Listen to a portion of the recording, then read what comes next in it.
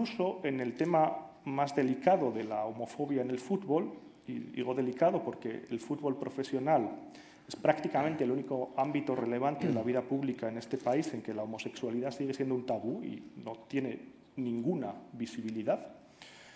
El Athletic puede presumir de tomas de postura pioneras.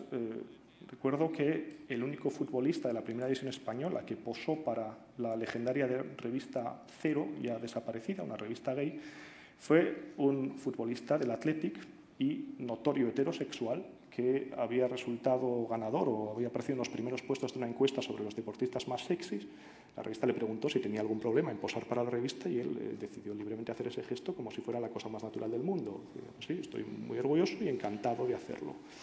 Este tipo de gestos desinteresados por parte de referentes públicos de mucha visibilidad, como puede ser un futbolista profesional, ayudan sin duda a fomentar la integración más que otro tipo de campañas abstractas, que no protagonizadas por personas de carne y hueso, pero hay que recordar que no son en absoluto evidentes y no dejan de encerrar un mérito e incluso un riesgo. Y aquí me voy a permitir aludir a algunos casos de Alemania, que es el país en el que resido desde hace 10 años.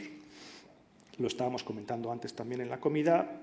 Hace unos pocos años, el actual capitán de la selección alemana de fútbol, Philipp Lahm, lateral izquierdo del Bayern de Múnich, respondió en una entrevista sobre estas cuestiones de orientación sexual que, bueno, que por supuesto que existen futbolistas homosexuales, que le parece una cosa absolutamente normal y positiva, que el fútbol es un espacio plural y que él, por supuesto, le parece estupendo y que esto debería ser tratado públicamente con mayor naturalidad.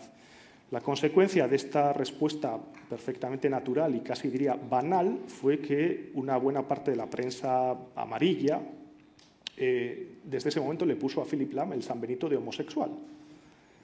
Y del mismo modo, cuando hace menos tiempo, poco más de un año, el actual portero titular de la selección alemana de fútbol, Manuel Neuer, respondió una cosa similar en una entrevista en la que dijo que sí, que naturalmente que hay futbolistas homosexuales y que deberían poder decirlo públicamente sin que eso tenga ninguna consecuencia.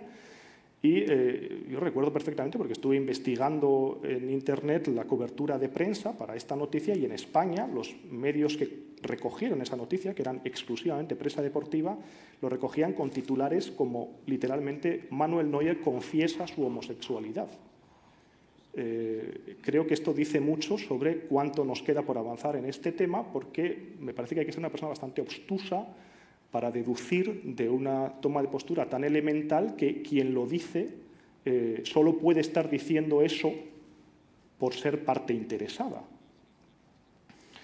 Alemania es en este sentido un referente de comparación que creo que puede ser útil para introducir la discusión en esta mesa. Es un país que está viendo un auge enorme del fútbol femenino que, sin embargo, estuvo prohibido hasta los años 60. Cuando digo que estuvo prohibido no quiero decir que se encarcelase a las mujeres por practicar el fútbol, pero sí que no había una federación femenina, que no se les podían ceder campos o instalaciones a mujeres que practicasen el fútbol y que, en general, se ponían todo tipo de obstáculos para la práctica pública y federada del fútbol por parte de mujeres. Hoy son las vigentes campeonas del mundo.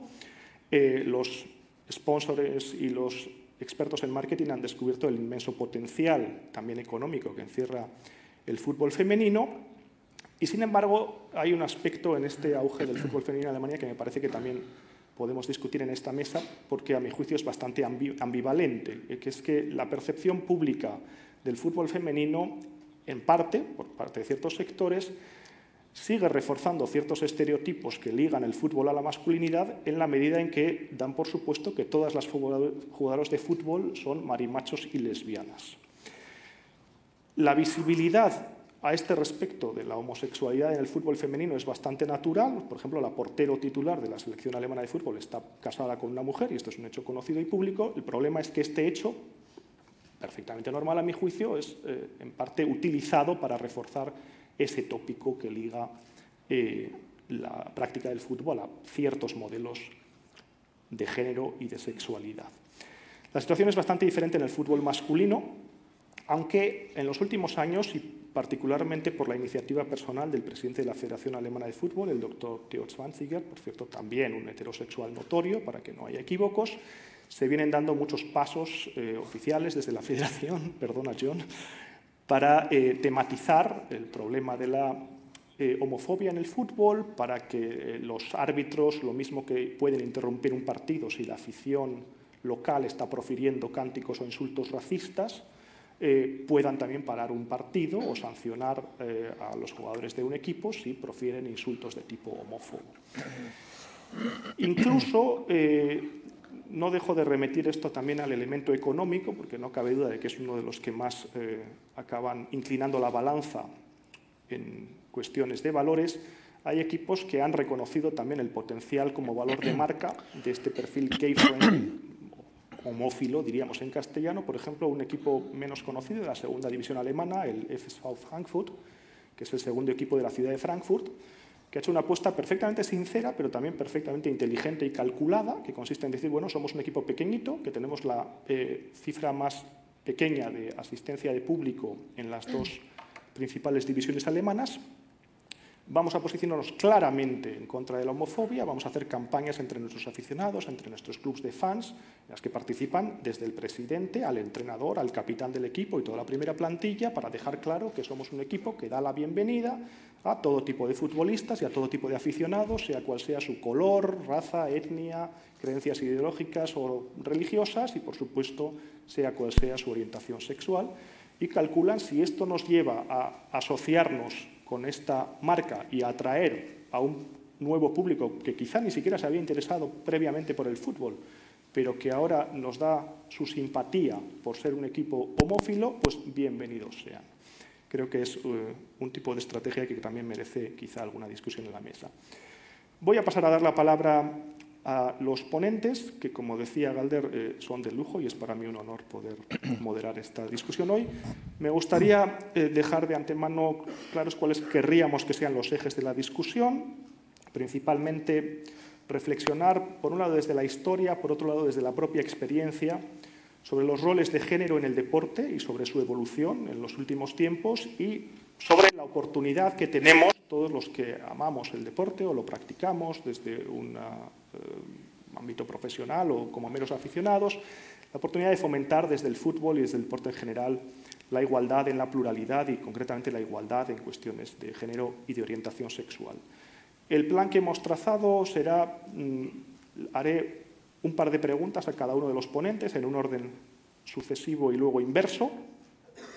A partir de ahí ellos podrán intervenir y discutir libremente sobre algunas de las cuestiones que se hayan suscitado y finalmente dejaríamos 5 o 10 minutos para que el público pueda hacer preguntas, aunque adelanto de antemano y lo volveré a decir en el momento de dar la palabra al público, que querríamos que sean preguntas, es decir, no parlamentos, y que sean breves para que realmente los ponentes de la mesa puedan responderlas y no tengan que discutirlas necesariamente, que no es el objeto de esta tertulia. Entonces, querría empezar con Hans Bonde, historiador que se ha especializado en la historia del deporte y particularmente en la historia del deporte desde las dimensiones más políticas y de políticas de género, hasta el punto de que esta fórmula me ha parecido muy atractiva en uno de sus artículos. Propone leer el deporte moderno, al menos en su fase inicial, en su fase de surgimiento, como un laboratorio de masculinidad.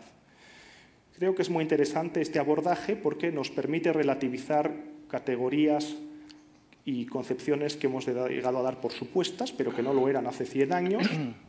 La pregunta, Hans, es cómo y por qué hemos dado en creer que el fútbol es un deporte de hombres y, muy concretamente, cómo se asoció a una idea muy determinada de masculinidad. Thank you very much for the invitation to come here, and thank you very much as well for giving me the word now. Before giving my short presentation about the history of sport and masculinity, I might add a few comments to your speech here so we can have a more lively debate. First of all, we all the time speak about stereotypes, but maybe we create stereotypes ourselves. The stereotype about homophobia. We are so sure that the general public or the spectators, especially within English soccer, they are homophobic. But actually, when we investigate it, we find that 93% of them say they are not at all homophobic, and they do it in a very advanced and controlled manner. So sometimes I feel during these occasions that this is also a coming together where we confirm ourselves and we have the right values, and then we think the others have the right values. Well, I agree, we have the right values. We should not be homophobic. But I'm not so sure about the other ones being homophobic. I think we make stereotypes sometimes also about them. And speaking about the history of female sports, for instance, we also always assume that men were against, and athletes and coaches were against female sport, but maybe Scandinavia is a very, very peculiar case. I come from Denmark. But at least in Scandinavia and in Denmark, it started, women's sport started with athletics in the 1920s. And they were very much supported by Danish athletes and by Danish male coaches, whereas the female gymnastic teachers were against them. So what I try to say here as a historian is it's much more complicated than males versus females. Maybe that's another stereotype we have, that males have tried always to hold women back. I don't think so, and I think there's strong historical evidence for males supporting also female sports and other career aspects. But let me move to my short historical presentation. Well, sport is not more than 100, 150 years old in most European countries. And of course, speaking about sport and masculinity here, it's extremely important to understand the historic basis. Why did it start? If there is opposition to women's sports today and during history, we might be able to explain it better if we understand the history of sport. And as you kindly told the audience, I and other scholars have analyzed the starting point of sports in Great Britain and spreading to other European countries as a cult of masculinity or laboratory of masculinity. Now, I happen to believe that sport is not something only for leisure time, something marginal in history. I think sport is evidently something very important. I think sport is also a place where we negotiate who we are. And when we have great transformations of society, sport is a very active factor in that transformation. And that fits very well with my conception of what happened around 1900 in Denmark and Spain, in Italy, and many other countries through the breakthrough of sport. Because we had at that time a huge transformation of masculinity. Males were not at that time supposed anymore just to walk in the footsteps of their forefathers, or literally of their fathers. They should pave their own way. They should make their own career. Even the word career is taken from sport. It means horse chariot racing, and move from sport to the ideal career of the young man. They should be businessmen, and they should endure pain. They should be able really to have character, and they should be able to set aside the immediate goals and desires in order to a greater achievement. And sport became that laboratory to create that personality. And this is not something that some peculiar Danish professor invents this idea. It's directly in the sources. It's the idea of this new sports movement to create a new masculinity aimed at dynamism, at forwardness, at results, at being able to endure pain, but also to accept a defeat. And we call that character forming. And in the Olympic Games, which also have this history of about 100, 110 years, it's set directly through stronger, higher, faster. This is the new dynamic features of modern society, and only la sociedad moderna, y solamente eran los varones los que tenían que asumir esos valores, puesto que era también el punto de partida en la sociedad del ama de casa. Esto pasó hace 100 años, así que era natural el que la mayoría de las mujeres no participaran en deporte participativa, sino que participaran en cosa estética, como la gimnasia. Y hoy quizás nos parezca raro, pero también muchas de las mujeres pensaban que era lo natural.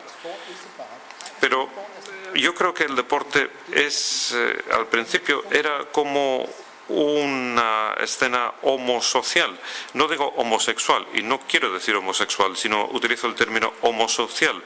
Yo creo que este término es muy importante, puesto que los varones, los heterosexuales, quieren algo de los demás, hacen algo con mucha intensidad y sus emociones se despiertan, por ejemplo, en el deporte por este espíritu de marcar un gol contra un contrario. Y es un campo muy emocional que significa muchísimo para los hombres y forma parte de su crianza a lo largo de la historia moderna. Por ejemplo, ahí está el Club de Fútbol de Copenhague, que tenían un eslogan que también lo tenían en sus edificios, en el campo, y decía que el deporte convertirá a un niño en un hombre, pero también al revés. Así que en el deporte podemos agarrarnos, incluso nos podemos besar, podemos luchar. El deporte también es un campo fantástico que abre a la gente emocionalmente. Y a la vez el deporte se convirtió en uno de los únicos campos en los que no había segregación. En todos los demás campos solamente fue el deporte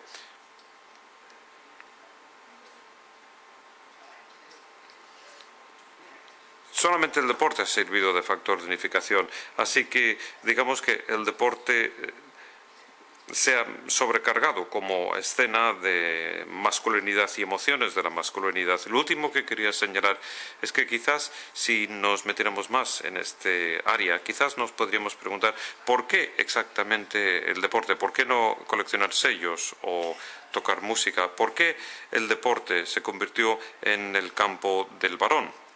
Y mi respuesta sería, y espero no ser demasiado polémico, pero fisiológicamente, y mis compañeros médicos lo pueden confirmar, físicamente los varones son más rápidos y más fuertes y más altos que las mujeres por término medio, son bastante más fuertes, lo podemos comentar luego. Así que el deporte se ha convertido en un campo en el que el varón puede demostrar que pueden hacer algo entre sí y que es diferente y que es a un nivel más rápido, más fuerte que con las mujeres. Ya sé que es muy polémico, pero yo creo que esta es parte de la razón por la que el deporte se convirtió en un código de masculinidad.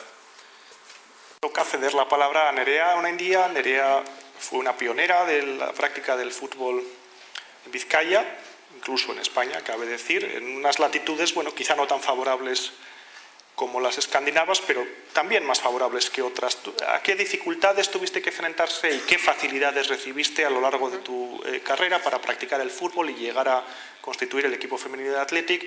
¿Y a qué dificultades quería subrayar, no solo a nivel material, es decir, que no se te cedían campos para entrenar o que no tenías materiales o que siempre erais las últimas a la hora de poder tener un campo, sino también a nivel de mentalidades? ¿Hasta qué punto tú también te enfrentaste a ese prejuicio de que por practicar el fútbol eras una marimacho o eras menos femenina que si te hubieses dedicado a otros deportes más propios de tu género? Bueno, yo creo que como cualquier persona que empieza a hacer un deporte y en el fútbol sobre todo, pues empecé a jugar en la calle y normalmente en los recreos de Castola con compañeros sobre todo, porque en la época en la que empecé yo pues sería más o menos sobre el final de los años 70 más o menos. Pues éramos 2 o 3 chicas en Tola y Castola y el resto era jugar con los compañeros de clase y del resto de clase. Entonces, bueno, en ese momento yo no lo veía como una dificultad, sino sin más, es lo que había y a mí me gustaba jugar y con los compañeros de clase perfectamente, sin ningún problema. En esas edades todavía no hay mucha diferencia en el desarrollo de, como decía Hans, que los hombres son con mucha más velocidad y más fuerte que las mujeres, pero en esa edad todavía no se nota mucho, entonces, bueno, pues perfectamente las que teníamos nivel como para jugar con ellos y nos aceptábamos sin ningún problema, además.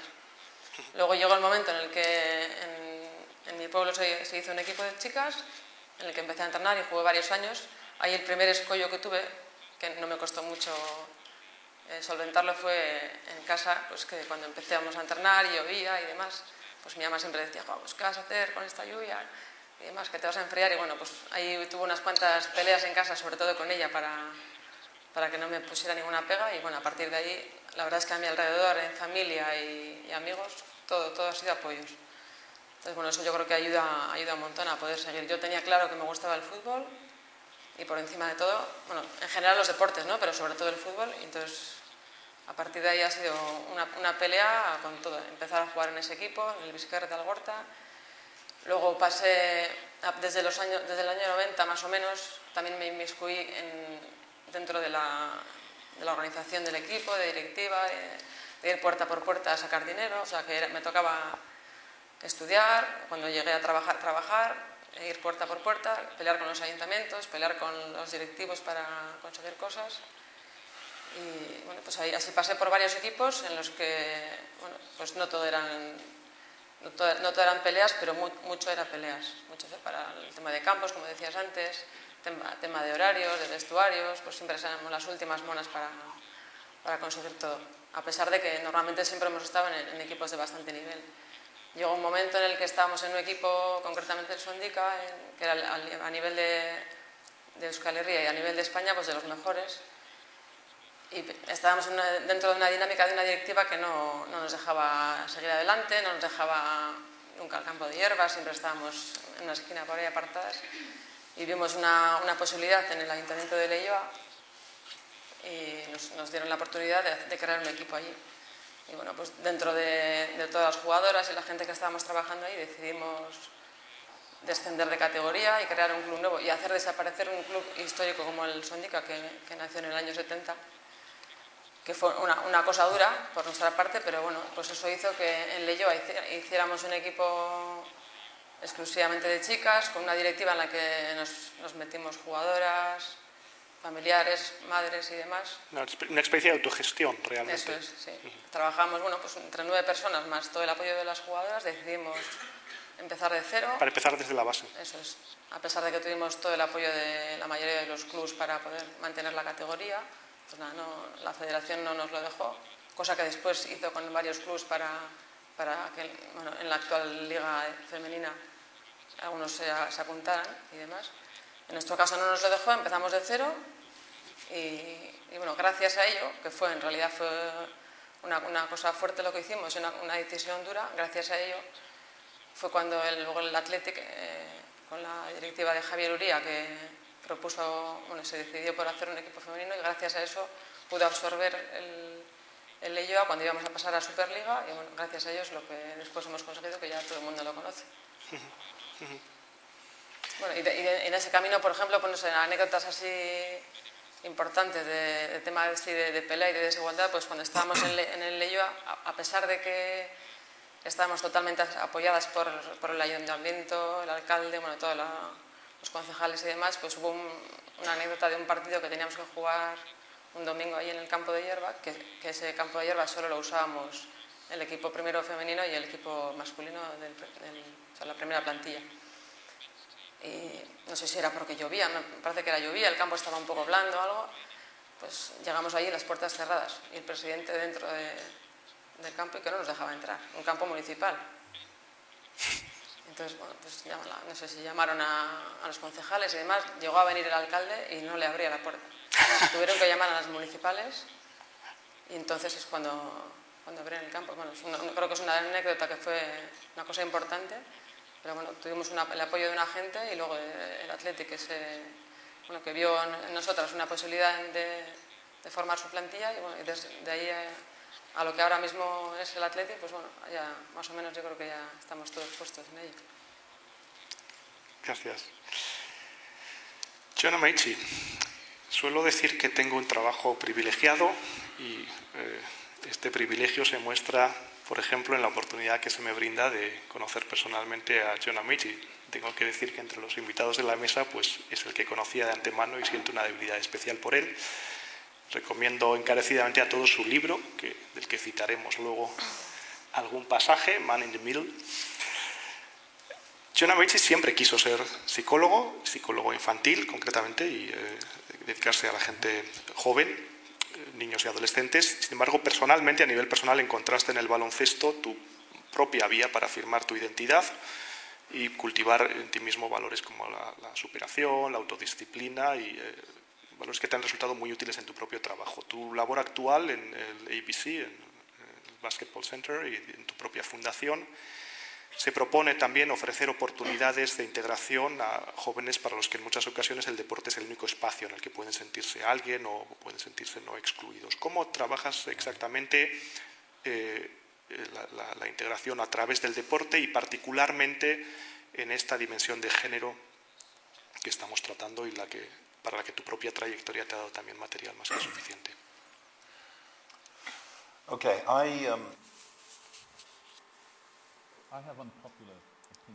Sí, yo tengo opiniones poco populares sobre el deporte y yo lo trato como... Yo no creo que sea un enemigo para la gente y tampoco creo que sea un salvador de la gente. Yo creo que es como una vasija vacía. Y con el deporte puedes hacer cosas sorprendentes, pero tiene que tener alguna finalidad. Hay mucha gente que piensa que los enseñantes del deporte tienen respeto y que trabajan en equipo y tienen un montón de términos que no somos capaces de definir. Sin embargo, cuando analizamos la evidencia o los científicos, diría que como mucho es bastante equívoco. Entonces, quizás sea lo mejor que podremos decir.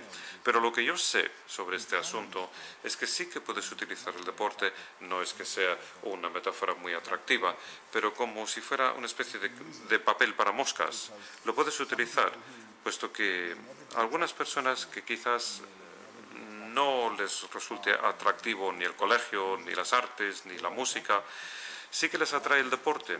Y a menudo vemos que estas personas provienen de comunidades más marginales. Así que yo utilizo esta faceta del deporte, el hecho de que en mi centro el baloncesto y el fútbol atraen a la gente que están a 200 millas. Y no solamente se trata del deporte, sino que se trata de cómo hacemos nuestro deporte. Y es que cuando vienes a mi centro, nosotros te echamos un vistazo y quizás por primera vez verás a una persona que está interesado en tu potencial y que no te evalúe y te dice, eres demasiado pequeño, no eres lo suficientemente rápido, no eres capaz de saltar lo suficiente, sino que intentamos encontrar un mecanismo para que ellos puedan superarse dentro de nuestra familia. Así que lo tenemos claro con todos nuestros entrenadores y desde luego ha sido muy difícil encontrar entrenadores en Gran Bretaña, porque muchos entrenadores vienen y lo que piensan que quieren hacer es coger a los mejores niños y quieren apartarles, quieren seleccionarles y entrenar a los niños que son los mejores. Y nosotros decimos que hay un sitio para la élite y nuestro club es el mejor de los sitios en Inglaterra. Y desgraciadamente el baloncesto, como es tan malo, no significa nada ser el mejor en Inglaterra, ni el mejor ni el peor de Europa. Pero bueno, lo que sí que nos aseguramos es que todas las personas que vengan encuentren su nicho. Algunos llegan a ser entrenadores. En este momento, un 75% de los entrenadores han sido niños que han venido a estudiar al centro, pero lo que hacemos en cuanto a temas de género no es decirles a las chicas, mira, tú tienes la misma valía que un chico. No, porque eso es sexista. A nosotros nos gusta que la gente reconozca las diferencias individuales, pero sí que les decimos a las chicas que vienen a nuestro centro, hay un sitio para aquí si tú quieres ser una cheerleader, hay un sitio aquí si tú quieres ser árbitro, hay un sitio aquí si quieres ser entrenadora y hay un sitio aquí si tú quieres ser la mejor jugadora de baloncesto que jamás haya salido del país. Y ese es nuestro abordaje. Nuestro abordaje consiste en utilizar el deporte, esta vasija que está vacía, y llenarla con muchas cosas positivas para poder derrotar los aspectos negativos que acompañan al deporte. El deporte puede resultar ser algo muy emocionalmente analfabeto, puede ser una área en la que puedes demostrar emociones cuando pierdes o cuando ganas, pero a menudo esto en el entrenamiento se quita de en medio y lo que queremos desarrollar son las relaciones. El deporte puede ser un área en el que los jóvenes con talento lo único que necesitan es deporte. Yo me acuerdo que la gente me decía cómo era maravilloso el deporte y no te tenías que preocupar por nada más, pero quizás tener un plan B para después del deporte. Y me di cuenta de que si yo pudiera jugar como un jugador de baloncesto decente, si jugara durante otros 10 años, tendría 41, que es la edad que tengo ahora, como plan B, y tendría que estar con el plan B que durante 30 años, no, yo no quería eso. Así que todos los niños que nos llegan a nosotros saben que son alumnos y que tienen que encontrar algo que les apasione tanto como el deporte y que algo que les dé agilidad al cuerpo. Así que es nuestro enfoque. Creo que es holista, creo. Te propusiste ser el primer británico en jugar en la NBA. Y efectivamente lograste este objetivo con holgura. O sea, fuiste un jugador destacado en la NBA Y desde el principio, además, dejaste claras ciertas opciones de valores. No podía dejar de contar una anécdota que creo que hará las delicias de los aficionados del Athletic, que hemos estado discutiendo sobre las peculiaridades de nuestro equipo. John Amici, tras su primera temporada en los Orlando Magic, una muy buena temporada, recibió una oferta de $17 millones para jugar 6 temporadas en los Lakers, con Shaquille O'Neal y Kobe Bryant. Y John, después de pensárselo mucho, rechazó esta oferta porque prefirió seguir en Orlando para acoger a 2 adolescentes que le habían pedido que los adopte. Y efectivamente se quedó en Orlando, aunque después el club al de una temporada le dio puerta. Una decisión de la que sé que no te arrepientes. Pero también tuvo que sufrir otros sinsabores. Posteriormente, su siguiente equipo fue los Utah Jazz en Salt Lake City, donde tuviste más desavenencias con el entrenador, y en tu libro relatas que finalmente pudiste comprobar, o te consta por lo que te contaron, que la homofobia del entrenador jugó un papel importante en tu marginación dentro del equipo y en tu salida del equipo. La pregunta obligada, y esta es una de las preguntas que nos teníamos que hacer en este foro, es ¿cuántos deportistas de talento estamos perdiendo por culpa de prejuicios de este tipo? ¿Cuántos deportistas lo acaban dejando porque no pueden soportar un clima excluyente en determinados espacios del deporte, sobre todo a nivel profesional, pero también, que es lo que nos interesa, a nivel de las categorías inferiores, y particularmente por un determinado clima de machismo y por la necesidad de vivir en secreto su propia afectividad? Sí, yo creo que es uno de los aspectos más importantes. A mí no me interesa la diversidad que hemos estado comentando, no me interesa en ello, de tal manera que podamos colgar pósteres muy bonitos de gente negra, fotos de Benetton, de negros con gays, con gente de otros colores, otras razas. No me interesa. Yo creo que esto es importante por lo que tú acabas de decir. Tú quieres crear un entorno en el que los mejores, especialmente en un club como el que tenéis aquí, donde aceptáis a la gente de esta región, y que es lo más importante comprobar que si hay una persona joven con talento, hombre o mujer, si piensan que pueden jugar con ese club, lo deben hacer sintiéndose cómodos, pueden trabajar duramente y hacer todo lo que se supone que tienen que hacer. Y yo creo que debido a que como nos enclaustramos, metemos a los atletas en un cajoncito y tienen que comportarse de una manera determinada. Pero si pensamos en cómo esperamos cómo se tienen que comportar, hay unos criterios muy estrictos. Y la homofobia, desde luego, forma parte de esta fórmula, ya que esperamos que nuestros deportistas sean heterosexuales, algunas veces muy heterosexuales incluso. Pero a la vez, este estereotipo no solamente tiene un impacto sobre personas gays, sino cualquier chico que sea diferente, o un niño que se desarrolla físicamente más tardíamente y del que se burlan porque dicen que se parece a una chica o lo que sea, o tiene un impacto sobre el joven al que le interesa la intelectualidad, porque lo que sabemos de los deportes, sí, de los deportistas, sí, nos encantan los deportistas, pero no les pedirías que te hicieran la declaración de la renta. Pensamos que los deportistas son idiotas o que deberían serlo, y en Gran Bretaña la gente sospecha de los deportistas que son inteligentes. Graham Sow es un antiguo jugador de fútbol, y en Gran Bretaña, cuando los periódicos descubrieron que él leía el Guardian, que es un periódico pseudointelectual de izquierdas, cuando descubrieron que él leía esa publicación, al día siguiente en el periódico decían Graham Sow es gay. ¿Por qué? Porque es un tío listo. Así que, con lo cual, ergo, debe ser gay. Así que hay muchos datos demográficos aquí que se excluyen. Y en cuanto a deporte femenino, yo no he visto los estudios de Europa, pero hay estudios en América que demuestran que las familias en América quieren que sus hijas practiquen el deporte hasta que llegan a la pubertad. Entonces, cuando llega ese momento, quieren que las chicas lo dejen, porque piensan que aquellas que juegan el deporte, bueno, mujeres o chicas que están a punto de convertirse en mujeres se convierten en lesbianas. Y es ridículo, pero los estudios están ahí para demostrar que las familias quieren que sus chicas participen en el deporte hasta que empiezan a convertirse en mujeres y dicen, no, déjalo. Y yo digo, qué lástima perder todo ese talento, por una parte, a un nivel egoísta, si quieres, pero también el perder la oportunidad de que las mujeres puedan estar en equipos, en deporte de equipo, puesto que, tal y como se ha dicho, puede haber cosas positivas siempre y cuando cuentes con el entrenador adecuado y el sistema adecuado. Qué lástima que estas jóvenes o estos chicos que son diferentes se les prive de la oportunidad de no solamente quedar enriquecidos por el deporte, sino enriquecer ellos al deporte a través de su diferencia.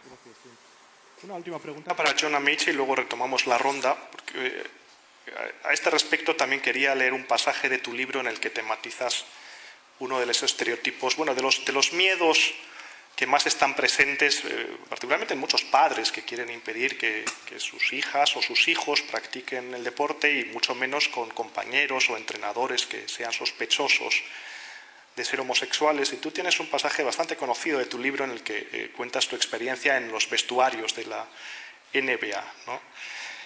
Leo brevemente estos dos párrafos.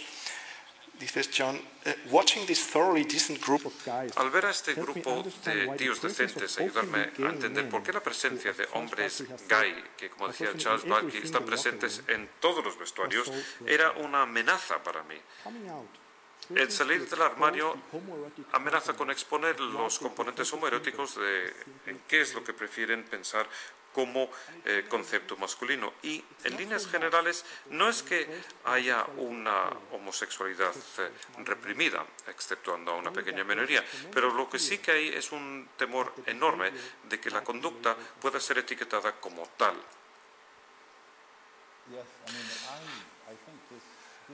Sí, yo creo que esto tiene que ver con lo que decía Hans, tiene que ver con el elemento homosocial, y yo creo que es eso, más o menos. Cuando no hay gays declarados abiertamente en el vestuario, bueno, yo iría a los bares para echar un vistazo a cómo se comportan los varones después de tomar unas copas, porque algunas veces yo paso por delante y creo que es un bar de gays, pero diría que el deporte es el último bastión de la intimidad masculina, en un sentido muy claro. Es decir, es un sitio donde los hombres pueden mirar a otro y decirle, yo te quiero, nosotros estamos juntos en esta guerra, ya sé todo lo que has hecho por derrotar a este contrario, y yo creo que los dos intervinientes también han dicho algo parecido, y estamos en esta situación juntos y yo te quiero. Y hay muy pocos sitios, especialmente cuando te apartas de la Europa Latina y vas a Gran Bretaña, desde luego, donde los hombres piensan que el dar la mano es un acto íntimo. Hay muy pocos sitios donde son capaces de decir lo que piensan o lo que sienten. Y cuando yo lo analizo de una manera objetiva y eché un vistazo a un vestuario, estaba en ese vestuario con un equipo de jugadores profesionales excelentes, y había dos hombres desnudos al lado, el uno al lado del otro, leyendo una revista de coches, y en la esquina, al otro lado, había otro chico hablando con otro sobre cómo cocer el pan, y en la otra esquina había otro tío y era la fiesta de Halloween y se estaba pintando las uñas de los pies. Y yo soy el gay aquí, decía yo soy el gay. Así que si tienes a alguien a quien le presentan como gay en el vestuario, de repente los heterosexuales quizás sean más introspectivos y se den cuenta, pues mira, sí, hoy estoy al lado de este, oye, ¿qué pasa aquí? Y yo me estoy pintando también las uñas de los pies. Y yo creo que sería un ejercicio saludable el empezar a aclarar lo que significa ser hombre, pero creo que es un gran reto. Sin embargo, diría lo siguiente, yo no creo que la raíz de la homofobia en el deporte esté en el vestuario hoy en día.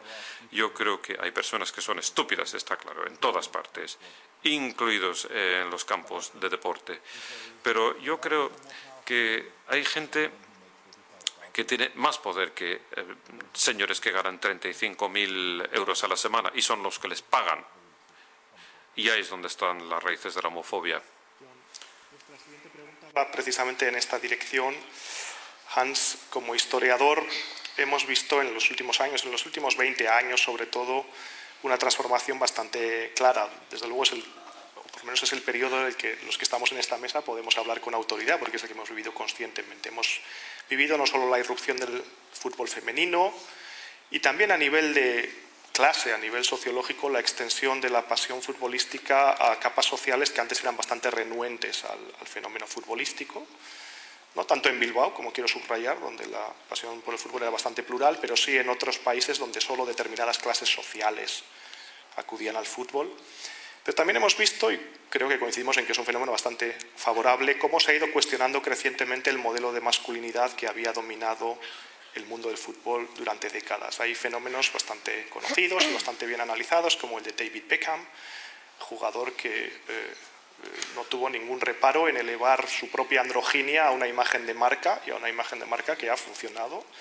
De hecho, me parece que es el único futbolista por el que se ha acuñado un concepto filosóficamente aprovechable, como es el de metrosexual, o incluso en un ámbito más cercano, y con esto no quiero hacer ninguna sugerencia tampoco de homosexualidad, sino simplemente recalcar que el modelo de fútbol combinativo del Fútbol Club Barcelona y actualmente de la selección española, que lo ha adoptado como propio, pues rompe bastante con la imagen tradicional que se asociaba a la selección española de la furia y la virilidad desatada.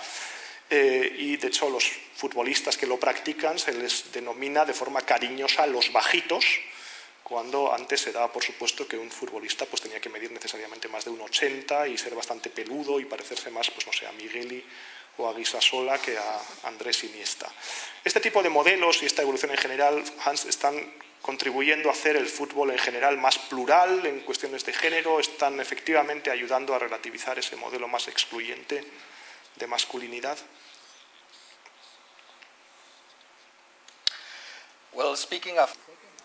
Bueno, hablando de Beckham, yo creo que es maravilloso. Yo no creo que sea un andrógino, tal y como decía, es metrosexual. Pero él, de manera abierta, bueno, él quiere que le vean, quiere que le miren, tanto estética como atléticamente, y tiene muchos amigos gays y le encanta la admiración que sienten por él y su cuerpo. Así que sí, esto es una faceta importante.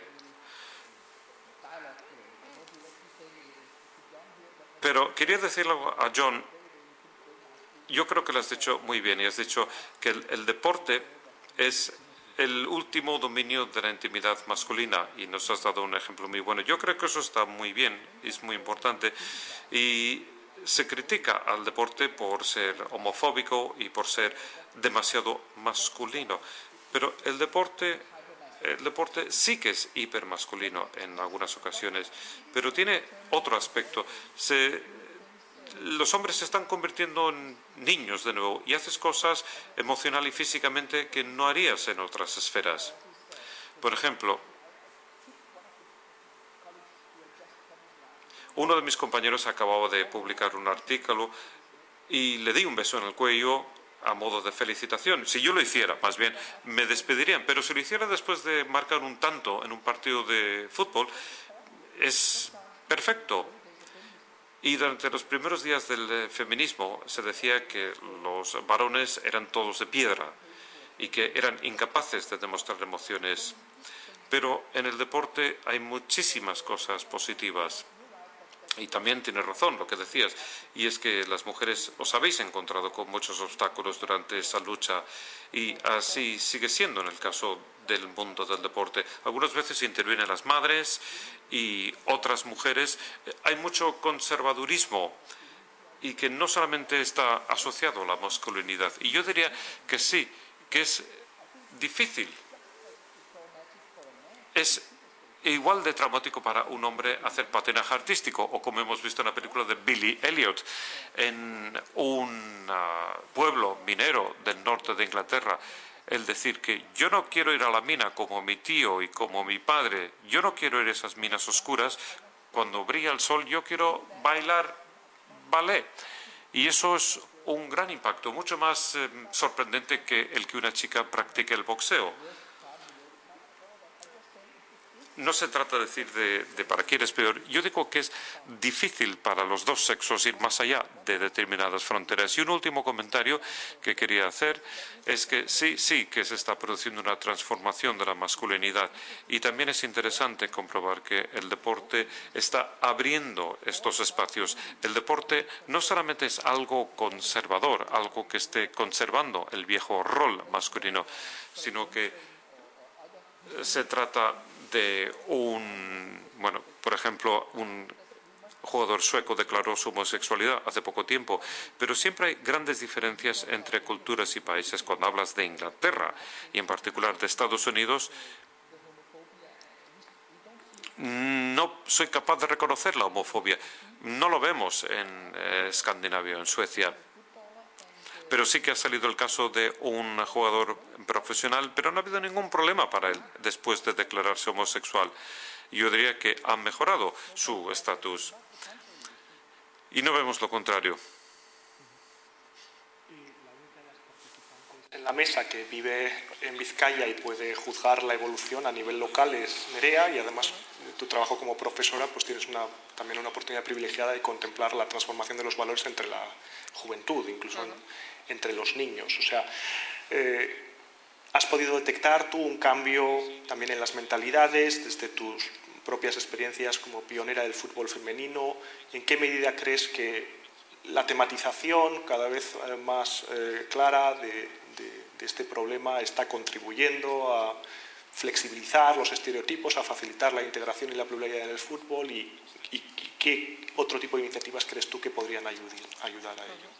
Bueno, yo en principio creo que, sobre todo desde que el Atleti irrumpió en el fútbol femenino, que es cuando más se ha conocido, tanto a nivel de medios de comunicación, alrededor de todo el mundo, eso ha tenido un punto muy importante de inflexión. A partir de ahí, aunque es verdad que cada vez había más chicas que se iban animando a jugar, que los padres también les permitían, entre comillas, y les animaban a llevarse a entrenar, a los partidos, desde que ha rompido el Athletic sale mucho más en prensa, aparte de los partidos esos concretos de San Mamés. En Lezama cada domingo casi siempre hay entre 1.000 y 2.000 personas viendo los partidos. Sale más en prensa, no todo lo que creo que debería de salir, pero bueno, eso hace que la gente se vaya animando. Las niñas tienen un referente al que quieren llegar, que antes, cuando yo era cría, por ejemplo, pues no había. Yo he jugado a fútbol porque me ha gustado y mi sueño siempre era haber sido futbolista de Atleti e incluso haber sido profesional. Creo que me nací un poco antes de tiempo para poder llegar a ello, pero pues eso, desde que está Atleti las niñas tienen un referente al que llegar y eso ha hecho que muchas más niñas jueguen desde mucho más pronto que lo que empecé yo, por ejemplo, que se han creado escuelas de fútbol, que en la mayoría de los municipios hay equipo en el que pueden jugar y si no, pues empiezan a jugar con chicos y luego ya un poco más adelante se mezclan con chicas. Pero bueno, a ese nivel yo creo que el Atlético haya rompido ha sido una cosa muy importante. Creo que a ese nivel debería de ser así en todos los clubes del Estado, que los equipos profesionales se impliquen para que pues, todo el mundo tenga un referente al que llegar o por lo menos al que soñar y querer aspirar. Eso a nivel de número de jugadoras, desde luego, cada vez va más. Yo, por ejemplo, en mi trabajo pues sí que veo que a pesar de, o sea, no solamente porque me hayan conocido a mí como jugadora o porque sepan que yo he jugado antes, pues siempre tienen ese referente y yo creo que pues, a nivel en las aulas, por ejemplo, pues siempre se habla un poquito más de ese tema y a nivel de los patios de las escuelas, bueno, un poco en general. Bueno, hay una clave que ha surgido repetidamente que me parece que también merece quizá profundizar y es que todo lo que estamos tematizando tiene una doble vertiente, una dialéctica. El hecho de que los chicos y las chicas o los hombres y las mujeres practiquen el deporte, sobre todo a nivel de élite por separado, no es en sí mismo problemático. Como decía Hans, creo que hay una coincidencia en que si se trata de jugar a baloncesto, pues los hombres a ese nivel adulto de élite tienden a ser, como media, más altos, más fuertes y sería injusto que compitieran en la misma liga los chicos y las chicas. Eso yo creo que no está a discusión. Lo que sí está a discusión es la posibilidad de que las mujeres puedan practicar el deporte, al que sea entre sí, al menos a igualdad de condiciones. El problema parece ser que la irrupción del deporte femenino y, por supuesto, la visibilidad de otras formas de masculinidad y particularmente de la homosexualidad en la práctica del deporte sí que parece cuestionar ese baluarte que se había creado de una masculinidad más tradicional, en que los hombres entre sí podían ser hombres pero también ser niños y dar rienda suelta a sus sentimientos de un modo que no sería tolerable en la familia o en el trabajo o en la calle. Pero sin embargo, como destacabais, con ello se abre también una oportunidad para que esta pluralidad entre distintas personas, pero también dentro de cada persona, que una misma persona pueda ser a veces más serio y más controlado y a veces más expansivo y más cariñoso. ¿Cómo podemos todos, aquí desde este espacio reflexivo, pero también desde el trabajo institucional, en el caso de la Fundación Athletic o en Una Icastola, o en el caso de la Fundación de John Amaechi o desde la universidad, contribuir a aceptar con más naturalidad esta pluralidad, diría, intersubjetiva, es decir, el hecho de que hay personas diferentes, pero también el hecho de que cada persona puede tener sus fases y reservarse para ello espacios específicos en los que poder ser más masculino o más femenino? La pregunta la lanzo de forma abierta para cualquiera de los tres ponentes.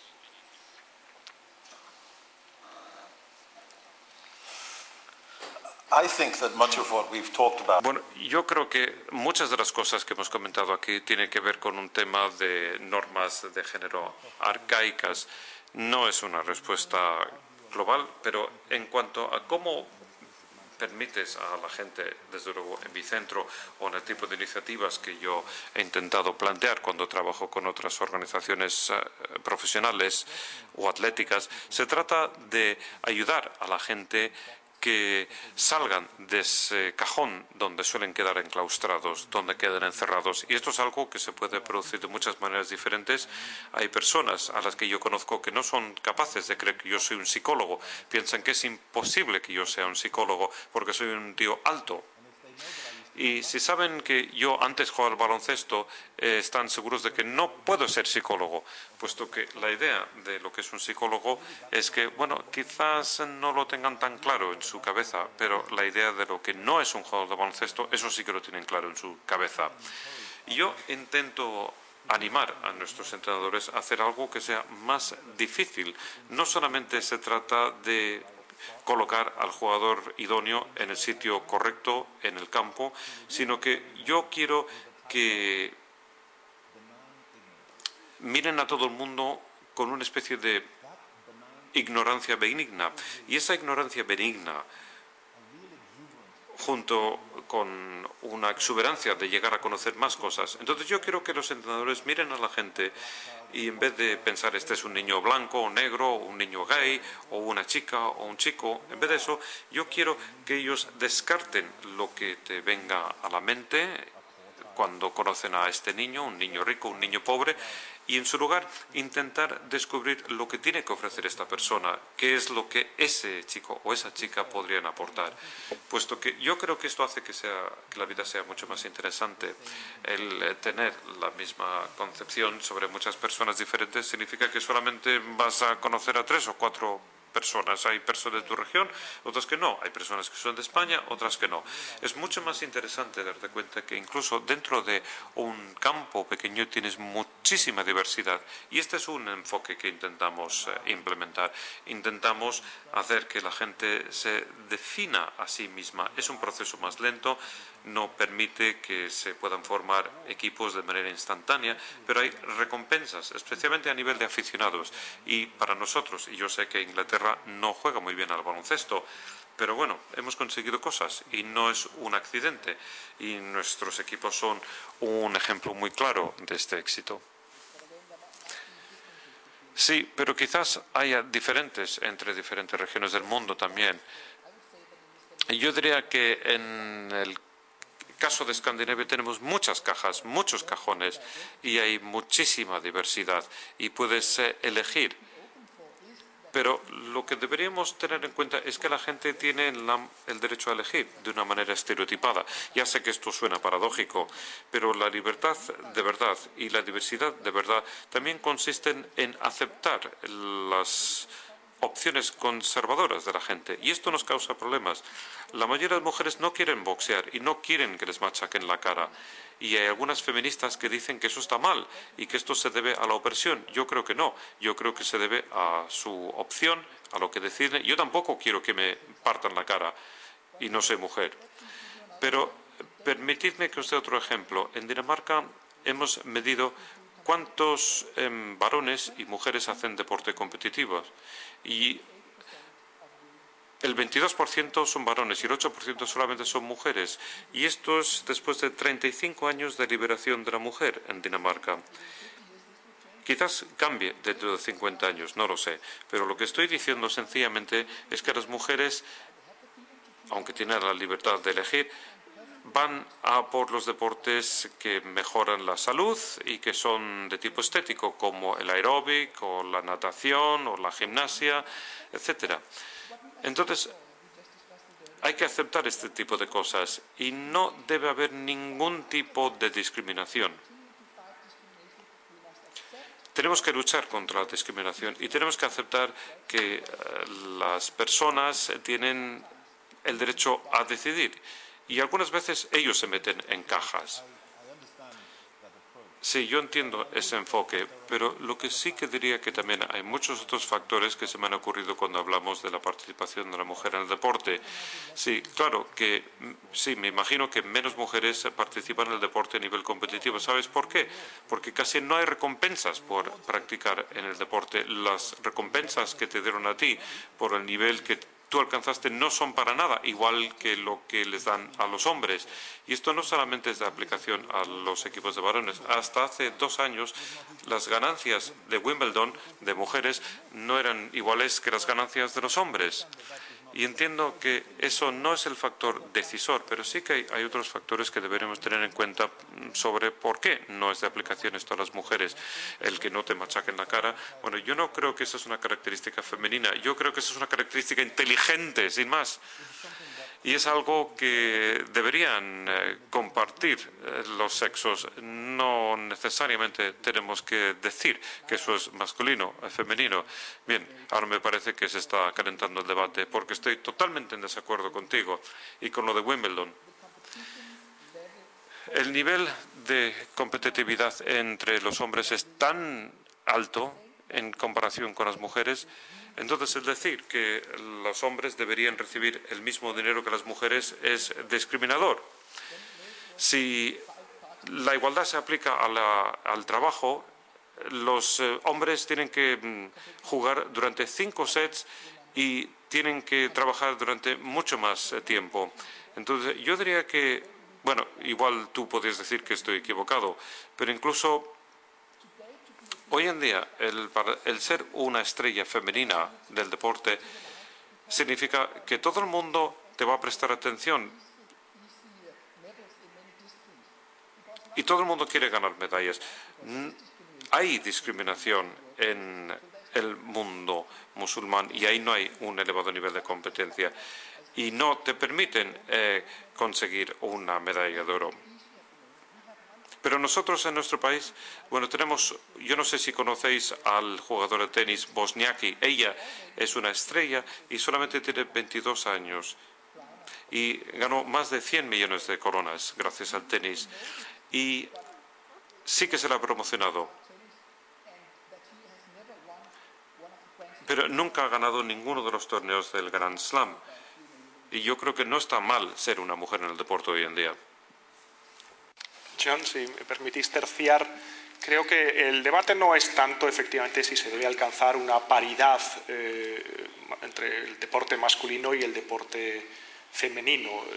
También es cierto, hay países, hablábamos antes por ejemplo del caso del fútbol, incluso en Alemania, pero sobre todo en Estados Unidos, donde el fútbol femenino pues proporcionalmente desde luego tiene más visibilidad y más reconocimiento que el fútbol masculino, simplemente porque las mujeres que practican fútbol, el fútbol europeo, quiero decir, en Estados Unidos, ganan más que los hombres, ganan más partidos, son mejores en relación a sus referentes. Pero yo creo que el debate lo tenemos que retrotraer siempre a la posibilidad de que cada cual, hombre o mujer, de determinado tamaño o de determinados gustos sexuales o de determinado estilo de género, pueda practicar su deporte preferido sin ser discriminado por ello. O sea, lo que Nerea contaba era que en la mayoría de los casos ellas eran las últimas en recibir un campo o un vestuario o un horario por el mero hecho de ser chicas, ignorando el hecho de que ellas en su competición ganaban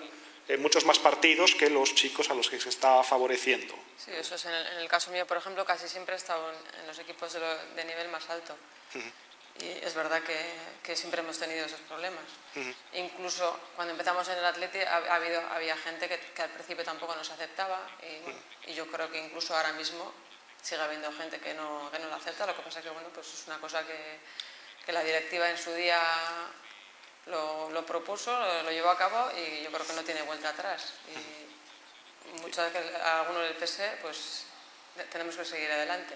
Es verdad que hay mucha gente que al principio no lo veía bien y luego, pues, para agrado de todos, pues se ha ido metiendo en el carro y ha visto que, bueno, que también nosotros tenemos nuestro derecho y podemos hacerlo bien, podemos crear un grupo humano importante además y yo creo que por ahí tiene que seguir, ¿no?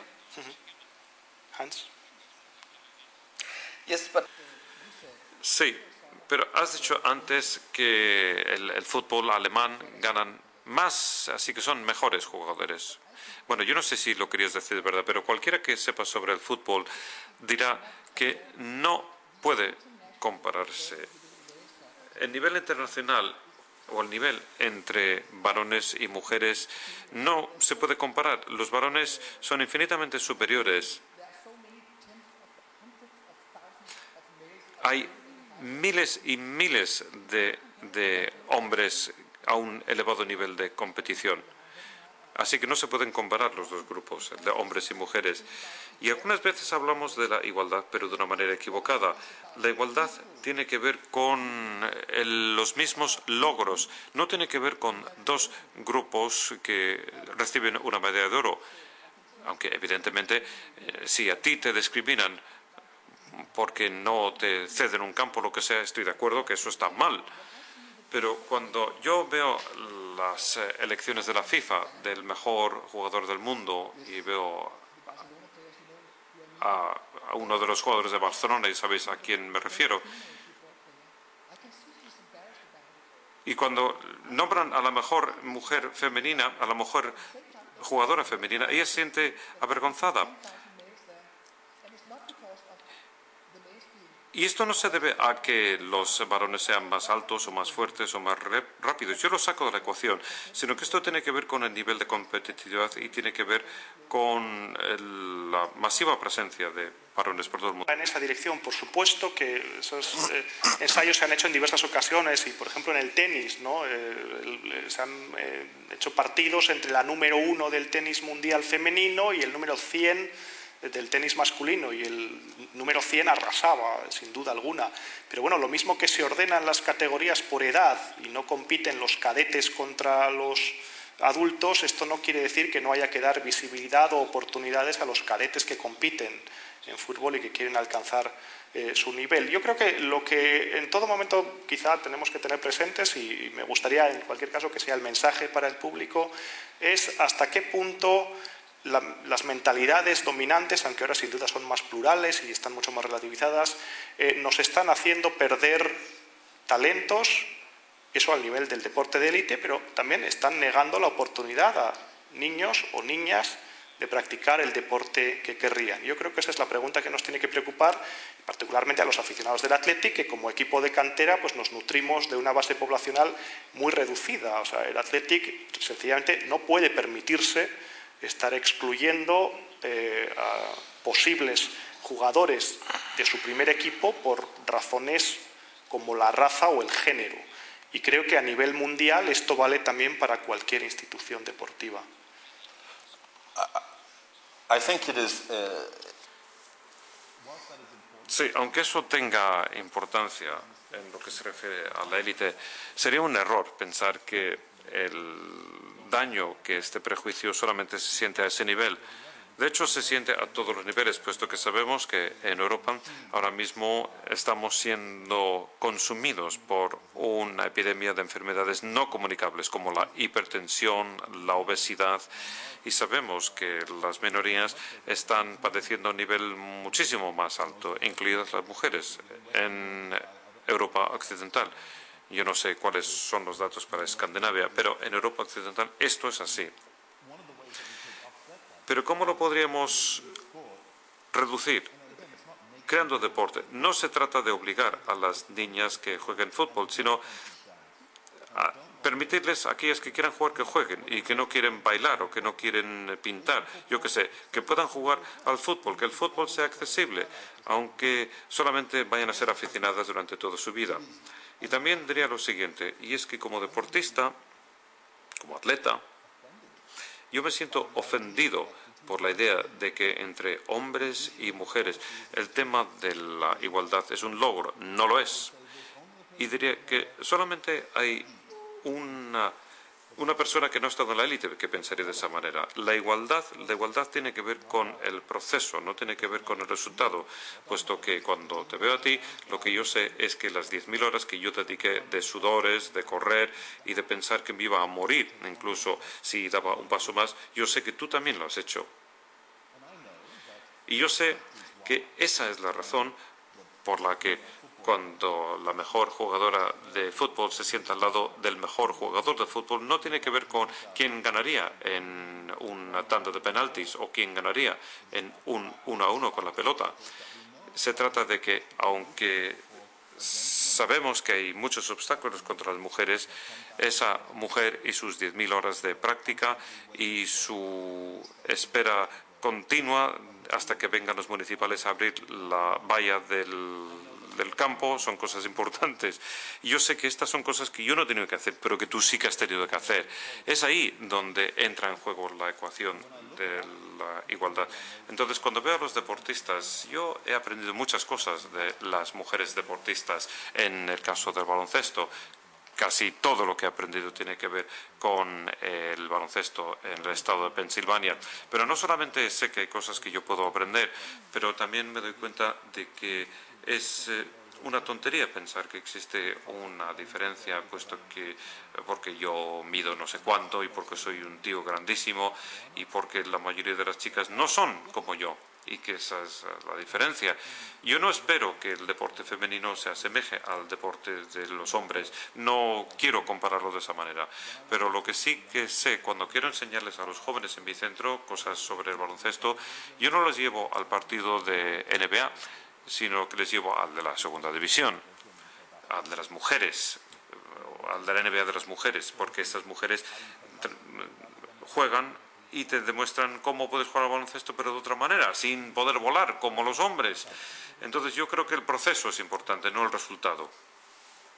Yo, en referente a eso, yo recuerdo que el primer año que entramos en el Athletic, es verdad que hicimos una temporada buenísima, ganamos la Liga y ese año el equipo masculino no iba nada bien.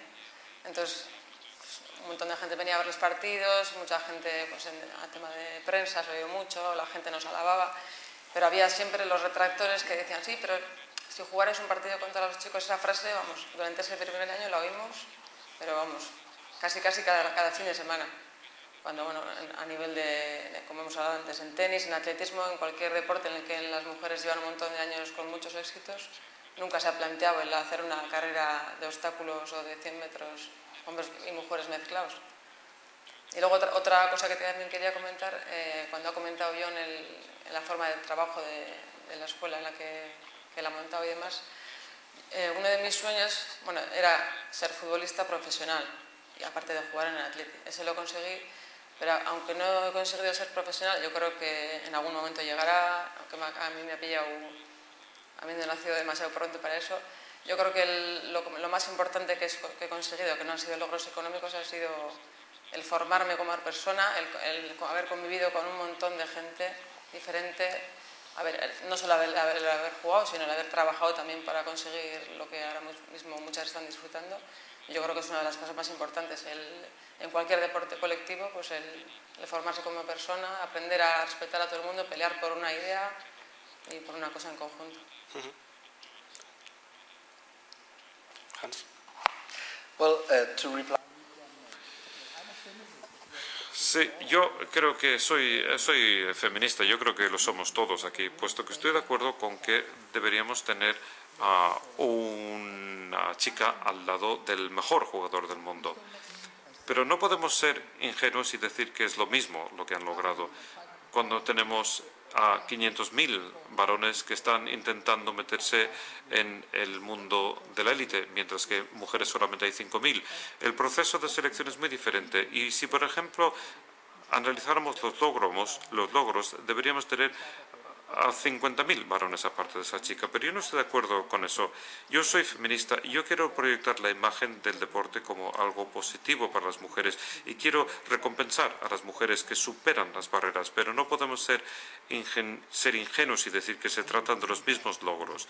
Yo estaría de acuerdo con ello si no fuera porque no hay el mismo número de mujeres contra las que competir. No es porque estén en la cocina haciendo tarta de manzana o el apple strudel, sino que es porque su entorno en el deporte cuando tenían 7 o 8 o 13 años era un entorno tóxico, a menudo porque el entrenador lo hacía de mala manera, porque solamente le gustaba entrenar a los chicos, porque a menudo el entrenamiento es tan antiemocional y tan poco intelectual que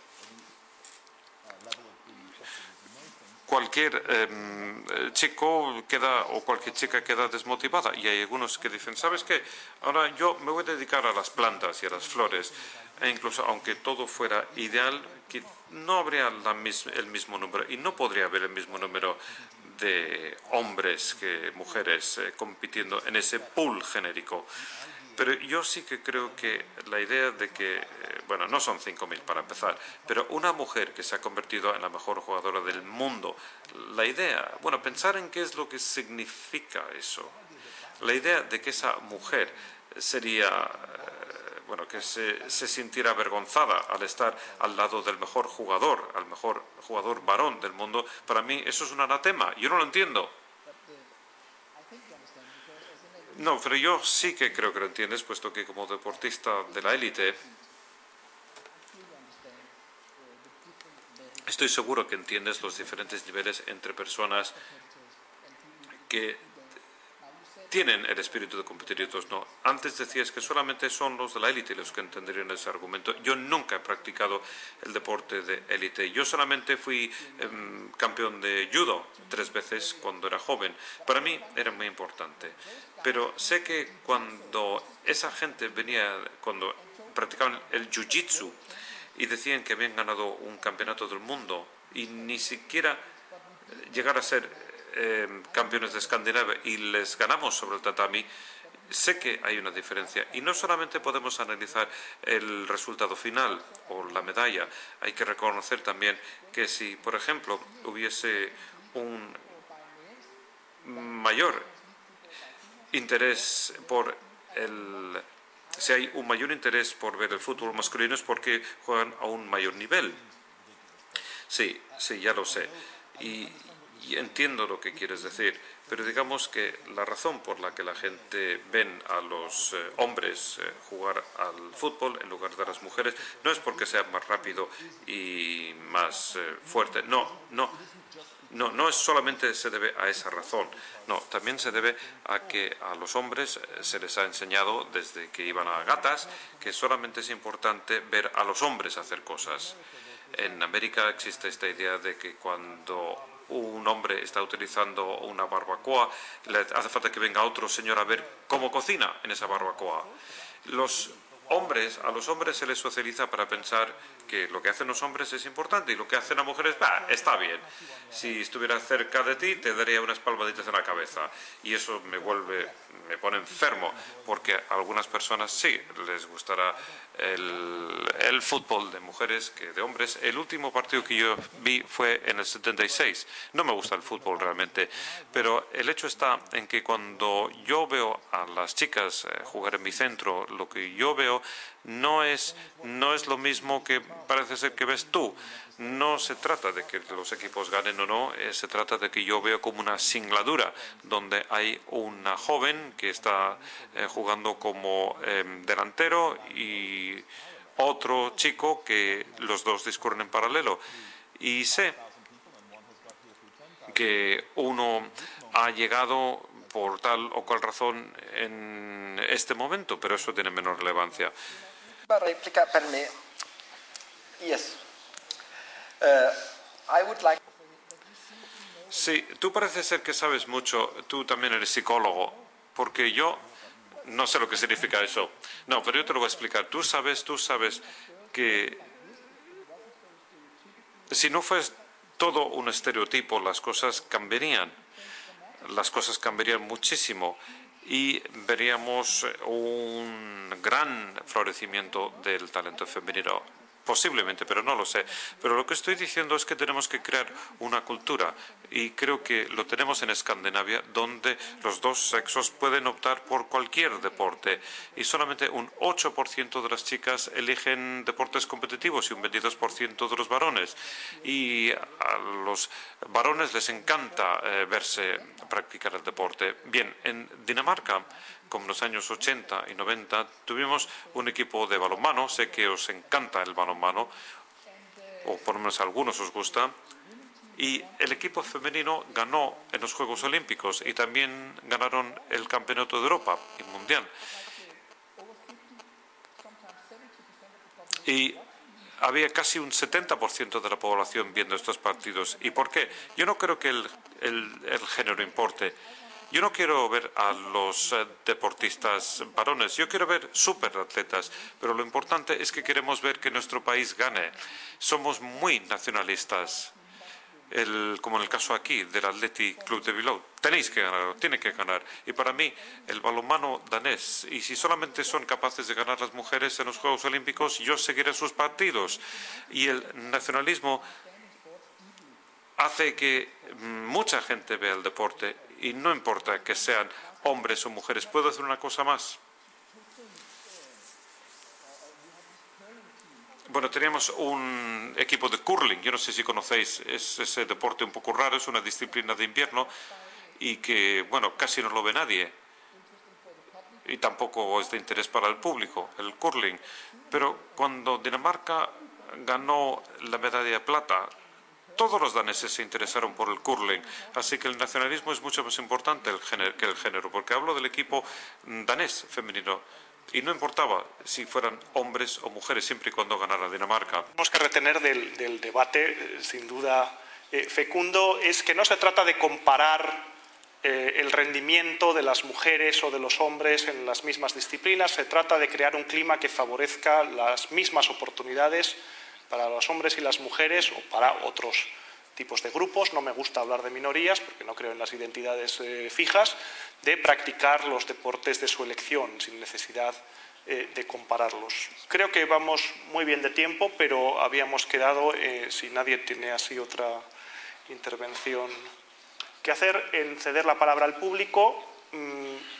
No sé si hay un micrófono para pasar, para que podamos oír las preguntas y sobre todo para que el traductor pueda traducir las preguntas al inglés.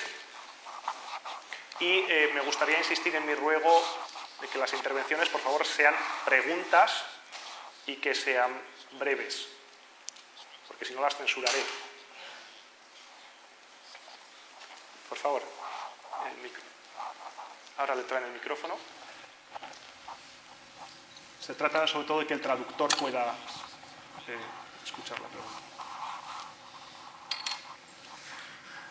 Bueno, dos preguntas.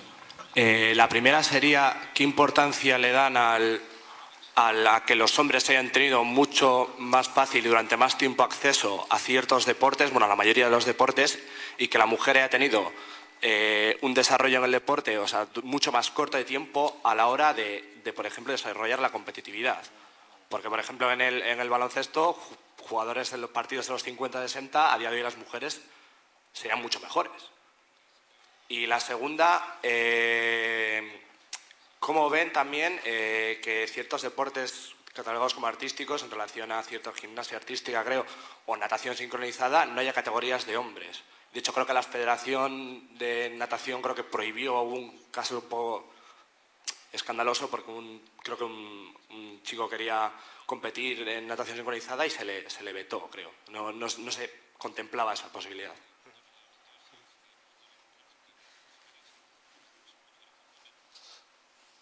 I'll tackle the second part.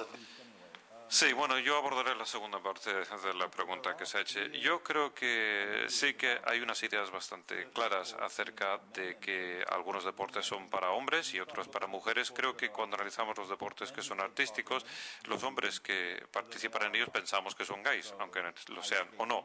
El patinaje sobre hielo, sí, todos los hombres son gays en ese caso. De la misma manera que si un hombre es un peluquero, la gente dice que es gay, lo cual es ridículo. Así que yo sí que creo que hay una especie de cuello de botella en lo que se refiere a estas normas aplicables a diferentes deportes, que ha sido muy difícil de eliminar. Pero ¿por qué sigue esto? ¿Por qué la Federación de Natación, por qué no quiere que alguien participe en la natación sincronizada? No tiene nada que ver con vestuarios y no tiene nada que ver tampoco con las sensibilidades de la gente encargada del deporte. Si analizáis a los directivos, ¿por qué es que todos se parecen al señor Blatter? Porque es que son como él. El poder en el deporte tiene esa apariencia física y quizás cuando llegues al nivel de clubs quizás no sea así, pero cuando analizas los organismos nacionales, esos son la gente que está al cargo y tienen sensibilidades que a menudo se vuelven o se centran en el siglo XIX, y estos son el tipo de hombres que piensan que las mujeres nunca deberían llevar pantalones, ni siquiera, o cosas parecidas. Ya sé que es una hipérbole lo que acabo de decir, pero estas son la gente que está al mando y ellos se aferran al status quo, puesto que saben que una vez que todos avancemos, ellos se volverán superfluos y ya no están allí para protegernos contra el ver a hombres en trajes de baño Speedo haciendo natación sincronizada, puesto que cuando se acabó eso, ¿qué finalidad tiene el tener a una persona así? Eso es lo que pasa con Blatter. Añadir una anécdota sobre Sepp Blatter que quizá no sea demasiado conocida. Como saben ustedes, en una de estas decisiones que a veces deprimen a los amantes del fútbol, se decidió asignar la organización del siguiente Mundial de Fútbol a Qatar, un país sin ninguna tradición futbolística, pero que apuesta fuerte por ello, patrocinando entre otros al Fútbol Club Barcelona. Qatar es un país en el que las relaciones homosexuales están penadas con la cárcel. Y cuando un periodista preguntó a Joseph Blatter qué debían esperar los futbolistas o aficionados homosexuales que quisieran acudir al Mundial, respondió con perfecta pachorra: bueno, supongo que deberán abstenerse de mantener relaciones sexuales mientras estén allí. Hans. Yes, here's a chapter of his own. Sí, bueno, él merece un capítulo propio.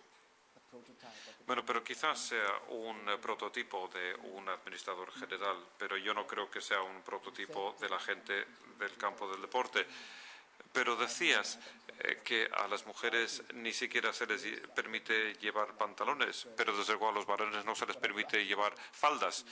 Pero lo que intento sugerir aquí es que algunas veces vemos todas las limitaciones para las mujeres, pero también es de aplicación algo a los varones.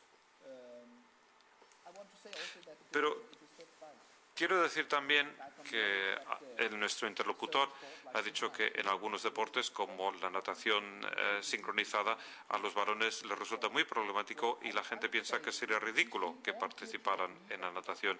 Parece ser que todos estamos de acuerdo con que es muy importante que algunos varones practiquen la natación sincronizada. No digo que lo digas tú. y que las mujeres hagan halterofilia. ¿Pero por qué es tan importante eso? Y cuando yo analizo la historia, a lo largo de la historia ha habido muchos cambios, pero no ha habido una sociedad que tuviera categorías para hombres y mujeres según sus atribuciones. Y no sería una sociedad perfecta abandonar este planteamiento sexista para que cada uno haga lo que quiera.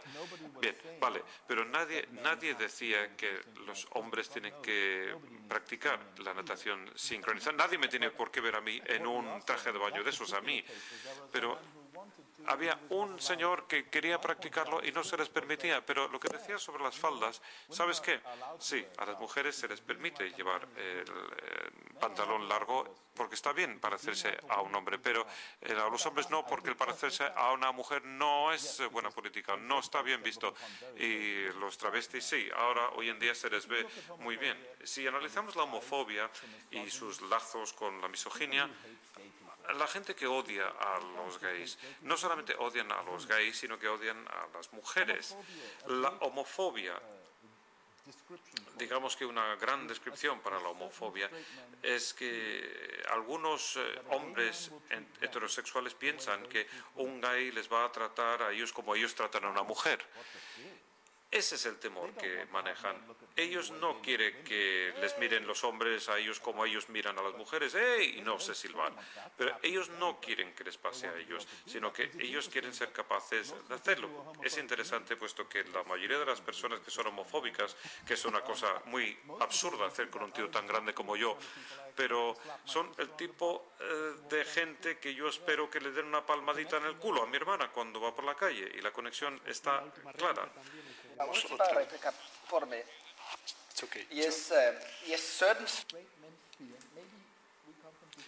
Bueno, es que quizás vengamos de mundos diferentes, de experiencias diferentes, así que vemos las cosas de manera distinta. Pero yo no creo que los daneses tengan miedo de los homosexuales. En Dinamarca acabamos de aprobar una ley que permite a los homosexuales no solamente a casarse, eso es evidente, pero ir a la iglesia. Antes hubo una resistencia por parte de las autoridades eclesiásticas protestantes, pero bueno, ya hemos aprobado esa ley y tenemos ministros y políticos que declaran su homosexualidad, así que algunas veces estamos creando estereotipos acerca de estos varones.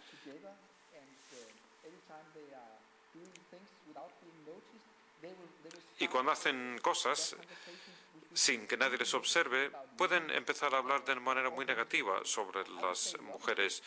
Y en el caso de los homosexuales, yo diría que cuando los hombres se reúnen y no se les observa, van a alabar a las mujeres y dirán o hablarán sobre lo deseables que son las mujeres. Bueno, quizás no haya que extrapolar un ejemplo que no se ve en Occidente. Mi experiencia no solamente tiene que ver con América e Inglaterra. ¿Has estado a un bar de esos cuando los hombres están juntos y como hablan sobre las mujeres se vuelve más respetuoso? Y lo siento, incluso desde la óptica de la anécdota, yo nunca he experimentado eso. Lo único que he oído es que la palabra que utilizamos para nuestra novia es diferente cuando estamos con ella, cuando estamos hablando con nuestros amigos sobre nuestra novia. Eso es lo que yo he visto. Si tenemos que dar la palabra al público otra vez, por favor. ¿Otra pregunta quizá, por favor? Tiene usted ya el micrófono, gracias. Bueno, me vais a permitir, yo no voy a hacer ninguna pregunta, sino felicitar efusivamente a la Fundación Atleti, que todos los años nos trae estos magníficos eventos. Felicitación que hago extensivo al moderador y a estos ponentes de lujo, para los cuales me atrevo a pedir para todos ellos y cada uno de ellos y ella un fuerte aplauso por esta magnífica conferencia.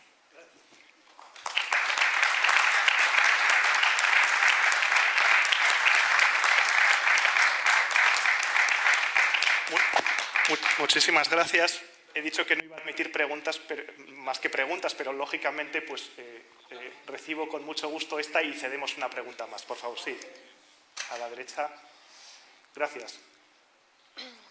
Bueno, en torno a este tema, yo no sé si convendría hablar más de pluralidad social que de pluralidad sexual, que no deja de ser el ámbito de lo privado, ¿no? Digamos. No sé si convendría hablar de eso.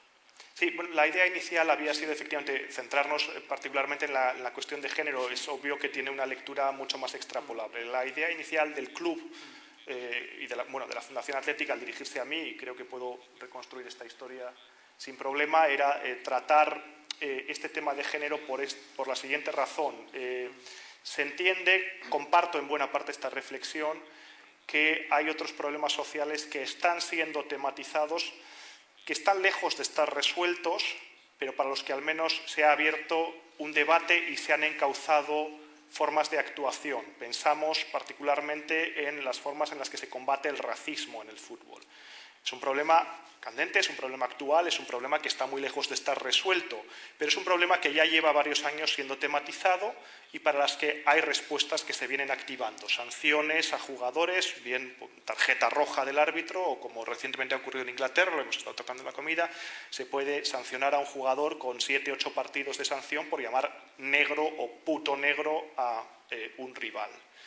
Sin embargo, la Fundación Athletic, y insisto, comparto esta reflexión, percibía que había cierto retraso a la hora de implementar mecanismos semejantes para combatir otras formas de discriminación, como puede ser la homofobia, muy en particular. Por eso, por mi parte, puedo responder que la idea era centrar el debate más bien en estas cuestiones de género, sin excluir, por supuesto, que puedan ser extrapolables a otras formas de discriminación ideológica, por razones de raza, de creencias religiosas o de cualquier tipo de diferencia.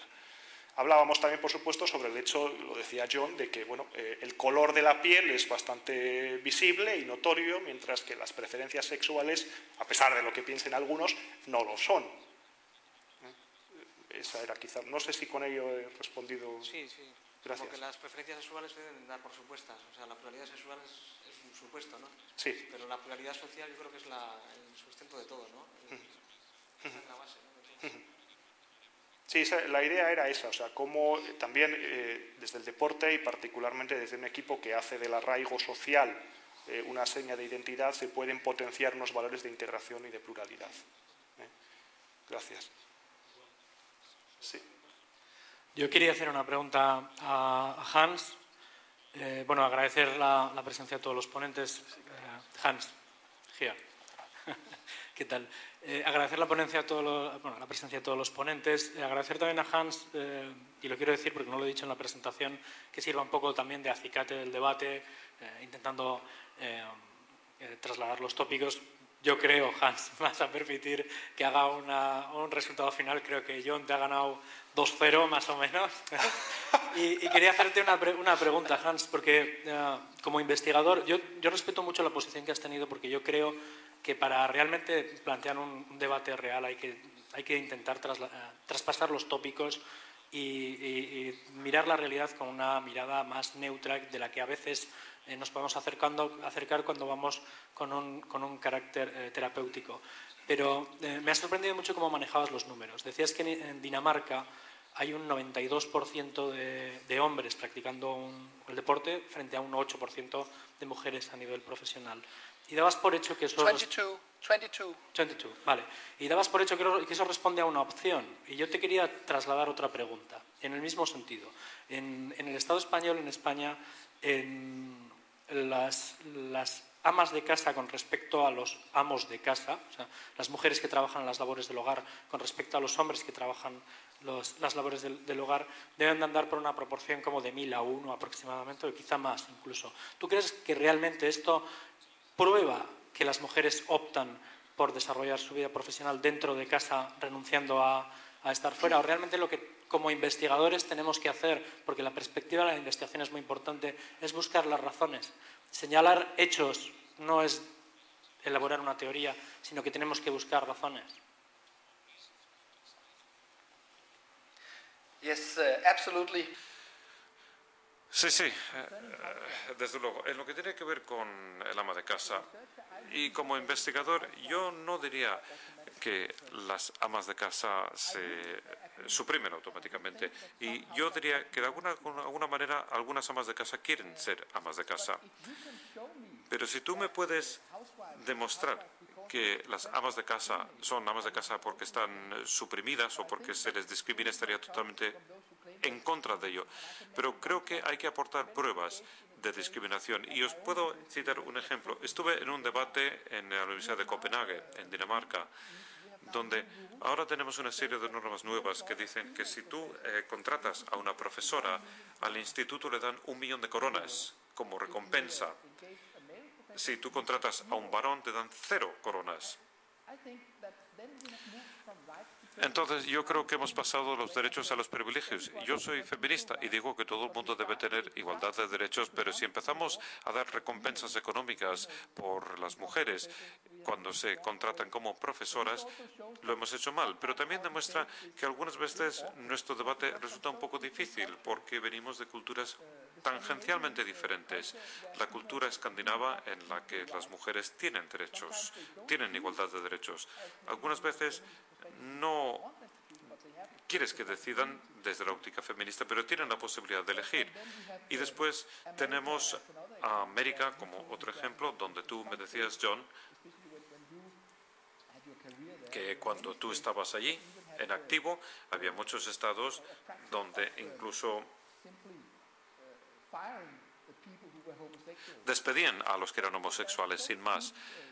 Así que hay diferencias enormes cuando hablamos de la cultura y hablamos de la nacionalidad. Y esta es la razón por la que creo que hoy hemos mantenido un debate maravilloso con diferentes opiniones y también es porque tenemos distintas culturas de las cuales provenimos.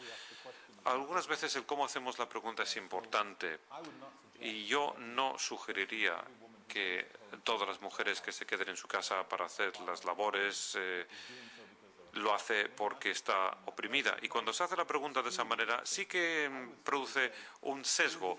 Yo diría que sería interesante saber cuántas mujeres, si no se les ha dicho desde los 3 años, si no se les hubieran vestido de rosa y se les hubieran dado una muñeca, cuántas mujeres hubieran planteado otra manera de avanzar.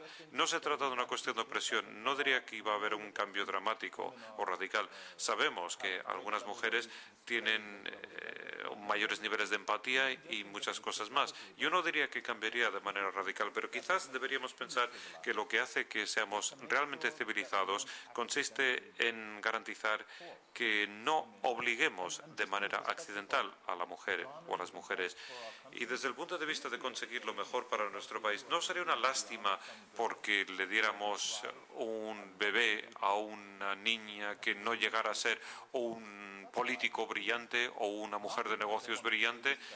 No, porque yo quiero que las niñas sujetan a los bebés en sus brazos, no.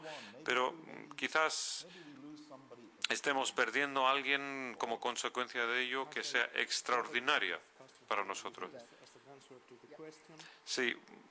Me parece que lo que estaba diciendo John era un poquito el punto en el que efectivamente coincidimos todos sin ninguna discusión, ¿no? De lo que se trata al final es de facilitar oportunidades para todos y que nadie se vea excluido de elegir un estilo de vida o de practicar un deporte por sus razones de sexo, de género o de preferencias sexuales. Prefiero dejarlo como respuesta a la pregunta, además así cumplimos perfectamente con el tiempo, que era una de mis misiones como moderador. Y antes de despedirnos, por indicación de la Fundación, aprovecho para recordar que la próxima mesa redonda, dentro del ciclo de conferencias al que pertenece esta como segunda, se celebrará el miércoles 29 de febrero con un horario diferente, a las 17 horas. El tema esta vez sería economía y fútbol, también con participantes del máximo nivel. Estarán en la mesa Stefan Szymanski, José María Gay de Liébana y Joaquín Almunia, con moderación de Ignacio Palacios Huerta. Por mi parte, solo puedo agradecer de nuevo a la Fundación Athletic y particularmente a Galder por la organización del evento y, por supuesto, a mis contertulios de hoy. Ha sido un placer discutir con ellos a lo largo de la comida, a lo largo de esta larga hora y media en la mesa, y estoy seguro de que la discusión va a proseguir ahora después, tras los bastidores, Y, por supuesto, las gracias también a todos ustedes por asistir en un día pues, un poco desapacible, pero espero que el debate, la discusión era uno de los objetivos, que al tener expertos interdisciplinares que pudiesen aportar distintas perspectivas desde distintos países y distintas latitudes y desde distintas experiencias, creo que se han suscitado multitud de preguntas y quizá se hayan facilitado algunas respuestas. Ese es nuestro deseo. Muchísimas gracias a todos.